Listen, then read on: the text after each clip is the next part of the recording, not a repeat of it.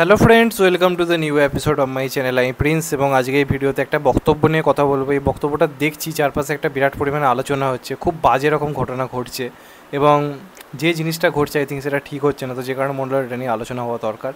প্রথমেই আমি আরজিকর কাণ্ড নিয়ে এর আগে পোস্ট করেছিলাম আমার কমিউনিটিতে। এখনও যদি আমাকে বলতে বলা হয়, অবশ্যই আমি আবারও বলছি যে ঘটনাটা ঘটেছে প্রচণ্ড পরিমাণে বেদনাদায়ক। আমরা প্রত্যেকে এটা নিয়ে সরব হচ্ছি, কথা বলছি এবং যে প্রতিবাদটা হচ্ছে সেটারও দরকার রয়েছে অবশ্যই। একবার হলেও দেখানো যে হ্যাঁ আমরাও পারি, সেরকম ধরনের প্রতিবাদ অবশ্যই করার দরকার রয়েছে, এ নিয়ে কোনো সন্দেহ নেই। আজ রাত্রিরে যে প্রতিবাদটা হচ্ছে সেটা অবশ্যই খুবই গ্রহণযোগ্য একটা প্রতিবাদ। কিন্তু প্রবলেমটা যেটা হয়ে যাচ্ছে কি, প্রতিবাদ যখন ট্রেন্ডে পরিণত হয়ে যাচ্ছে বা কেউ কেউ যারা এটা নিয়ে কথা বলছে না, কোনো একটা কারণে চুপ রয়েছে, এই নিয়ে মুখ খুলছে না, তাদেরকে খুব বাজেভাবে অ্যাটাক করা হচ্ছে। যেমন কোনো মানুষজন হয়তো ব্যাপারটা নিয়ে খুবই দুঃখ পেয়েছে, হয়তো তারা কোনো কারণে প্রতিবাদে সামিল হতে চাইছে না, তার কোনো প্রবলেম থাকতে পারে। বা কেউ হয়তো এই ব্যাপারটা নিয়ে সোশ্যাল মিডিয়াতে পুরো চুপই রয়েছে, সে হয়তো কোনো পোস্টই করছে না, কোনো কথা বলছে না, তাদেরকে খুব বাজেভাবে অ্যাটাক করা হচ্ছে এবং তাদের এগেনস্টে একটা সেই নোংরা খেলা চলছে। তাদেরকে নিয়ে উল্টোপাল্টা মজা খিল্লি, যে এদের কোনো সমাজে অবদান নেই, হ্যানা ত্যানা ইত্যাদি নানা রকম বক্তব্য চলছে এবং সেলেবরা প্রচণ্ড পরিমাণে আক্রান্ত হচ্ছে। বেসিক্যালি আমি তিনজনের নাম বলবো। আমাদের বাংলার তিন ট্রায়ো, জিৎ, দেব, প্রসেনজিৎ, খুব বাজেভাবে কিন্তু আক্রান্ত হচ্ছে ব্যাপারটার মধ্যে দিয়ে। তিনজনের এগেনস্টে তিনটে অভিযোগ আনা হচ্ছে এবং সেই অভিযোগের ভিত্তিতে তারা যে পোস্টই করুক, যাই করুক না কেন, কমেন্ট বক্সে প্রচুর পরিমাণে কিন্তু উল্টোপাল্টা কমেন্ট করা হচ্ছে এবং এটা কিন্তু কোনোভাবেই কিন্তু ঠিক নয়। এটা আমার ব্যক্তিগত মনে হয়। এবার কেন ঠিক নয়, কী ঠিক নয়, সবটা নিয়ে এখানে কথা হবে। তো প্রথমেই যে বক্তব্যটা উঠে আসছে যে আজকে জিদ্দা, বেসিক্যালি আজকে হচ্ছে 14 তারিখ এবং আজকে জিদ্দার একটা অনুষ্ঠান রয়েছে, মানে একটা উদ্বোধনের ব্যাপার রয়েছে। সেখানে জিদ্দা আজকে আসার কথা, হাওড়ার ইছাপুর বলে একটা জায়গায় সম্ভবত জিদ্দা আসবে, এরকম একটা কথা মানে শোনা যাচ্ছে।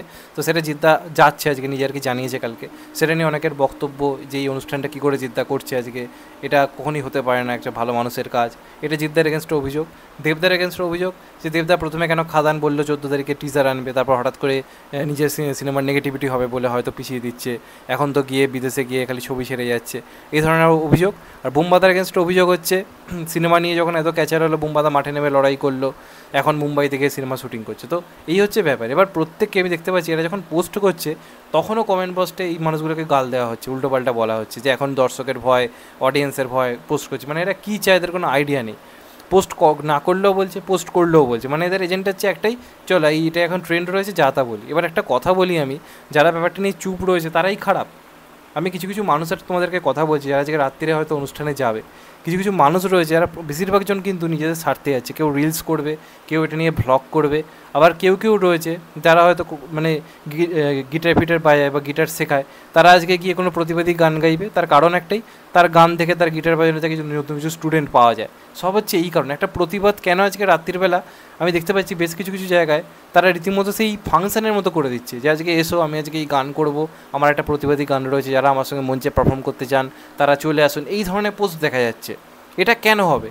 তো যারা কথা বলছে, কথা বলে যারা এই ধরনের পোস্ট করছে, একটা প্রতিবাদকে রীতিমতো ট্রেন্ডে পরিণত করে দিচ্ছে, একটা প্রতিবাদকে রীতিমতো ফাংশনে পরিণত করে দিচ্ছে, আপনাদের চোখে তারা হচ্ছে বিরাট ভালো মানুষ, তাই তো? আজকে মানে এটা নিয়ে কথা যদি আমি বলি, সেই কথার পরিপ্রেক্ষিতে যদি আমার লজিক না থাকে, আমি যদি একটা প্রতিবাদী অনুষ্ঠানকে একটা ফাংশনে পরিণত করে দিই, আমি গিয়ে সেখানে রিলস করি, নাচানাচি করি, তাহলে আমি বিরাট ভালো।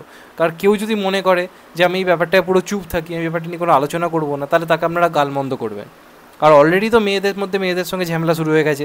কিছু বাইরে চাকরি বাকরি করা মেয়েরা, ঘরোয়া যারা মেয়ে, তাদেরকে নিয়ে উল্টোপাল্টা বক্তব্য পেশ করছে। আমি যারা আজকে কমিউনিটিতে পোস্টও করেছি একটা, এরকম ধরনের নানা রকম জিনিস ঘটছে। মানে আলটিমেটলি যেটা মেন ব্যাপার এই কাণ্ডটা, সেটা যে যারা ভিকটিম থাকে প্রকৃতপক্ষে দোষী হিসেবে ধরা, একটা উপযুক্ত কঠিন শাস্তি দেওয়া এবং মেয়েদের নিরাপত্তা সুনিশ্চিত হওয়া, এইগুলোর কিন্তু কোনো সুরাহা হচ্ছে না। শুধুমাত্র একটা দিন রাত্রিবেলা মেয়েরা বেরোচ্ছে, আন্দোলন করে দেখিয়ে দিচ্ছে যে আমরা কতটা স্বাধীন রয়েছি, কতটা কী করতে পারি, ব্যাস দ্যাটস ইট। পরের দিন থেকে আবার রাত্রিবেলা ওই টাইমে 11টা-12টার সময় প্রত্যহ কাজ করা কোনো একটা মেয়ে যখন রাত্রিবেলা একা ফিরবে, কোনো একটা ছেলের দ্বারা নিপীড়িত, অত্যাচারিত হবে রাস্তার মধ্যে, তখন কিন্তু এদের মধ্যে কোনো মেয়ে কিন্তু রাস্তার মধ্যে আসবে না।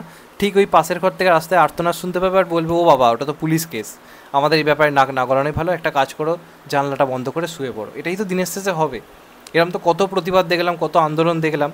আর যে বক্তব্যটা উঠছে যে চলো আমরা বাংলা সিনেমা বয়কট করব, এরা বলে এদের সিনেমার পাশে দাঁড়াতে, এরা আমাদের পাশে দাঁড়াচ্ছে না, কেন আমরা কথা বলবো?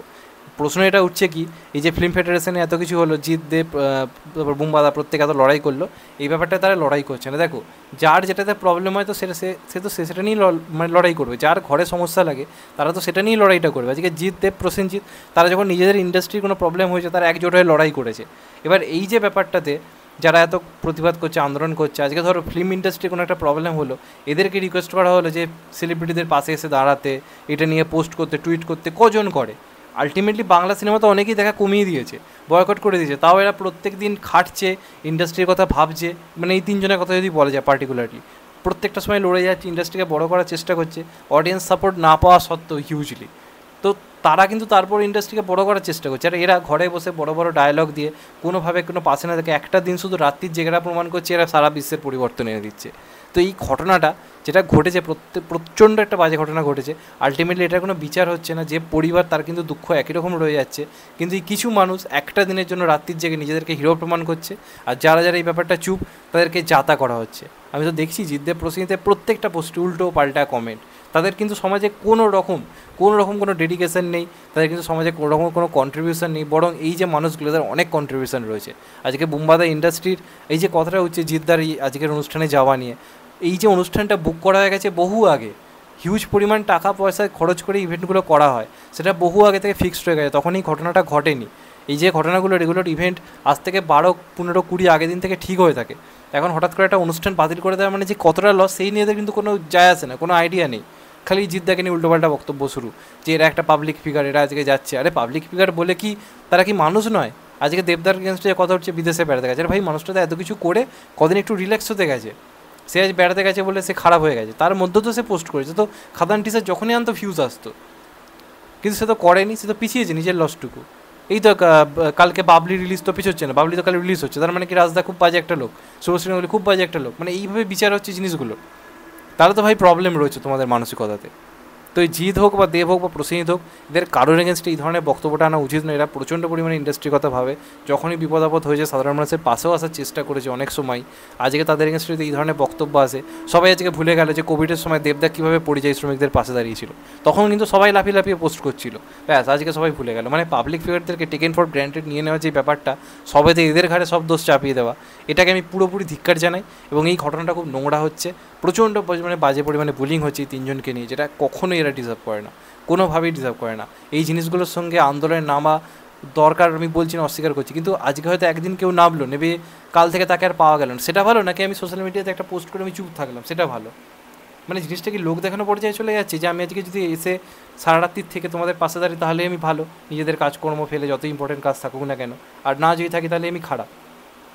এটা সুরা সেদিন হবে, আন্দোলন সেদিন সার্থক হবে, যদি সত্যি কথা বলতে গেলে আমাদের দেশের বিচার ব্যবস্থা স্ট্রং হবে, এমন একটা আইন বেরোবে যেখানে কেউ মানে ধর্ষণ করাটাকে 4-5 বার ভাববে, তাদের শরীর কেঁপে উঠবে।